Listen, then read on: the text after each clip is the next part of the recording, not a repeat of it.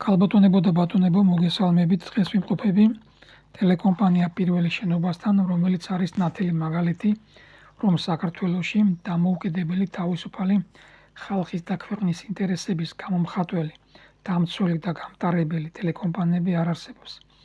ამიტომ ჩანაწერების დასასრულს ყოველთვის გეუბნებით, რომ გამოიწეროთ YouTube-ზე და Facebook-ზე ეკონომიკური კეთილდღეობა, მოიწონოთ და გააზიაროთ.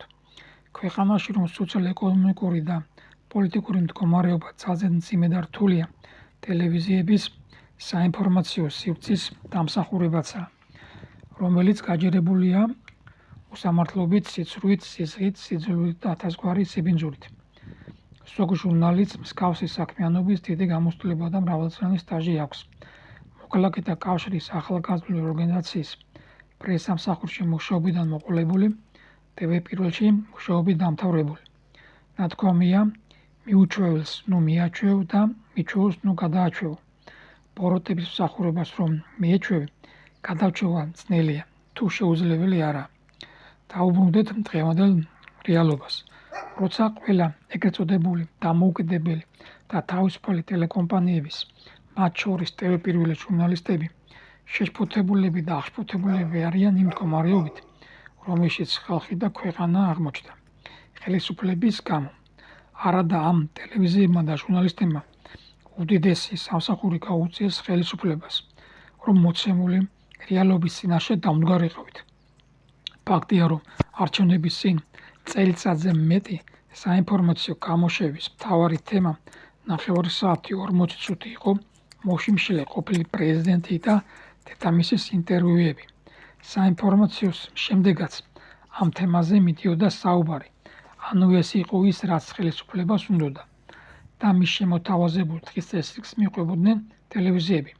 შემდგომი თემა იყო სექსუალური უმცირესობებთან დაკავშირებული საკითხები, რასაც წინასაარჩევნოდ კარგად იყენებდა ხელისუფლება, ასევე პატრიარქის და მართლმადიდებლობის წინააღმდეგ ბრძოლა.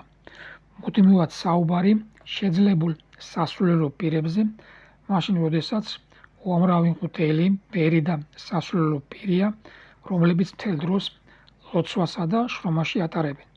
ასევე მნიშვნელოვანი საკითხი იყო პოლიტიკაში ახალი სახეების და ორგანიზაციების არ გამოჩენა, რაც ხელისუფლების ინტერესებში შედიოდა და არა ხალხის და ქვეყნის.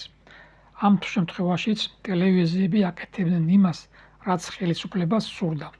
ყოველდღე ვხედავდით ერთ და იგივე სახეებს, რომლებიც 30 წელი არიან პოლიტიკაში და გაჭირებული და გაუბედურებული ხალხის ხარჯზე მშვენივრად უდადელად ცხოვრობენ.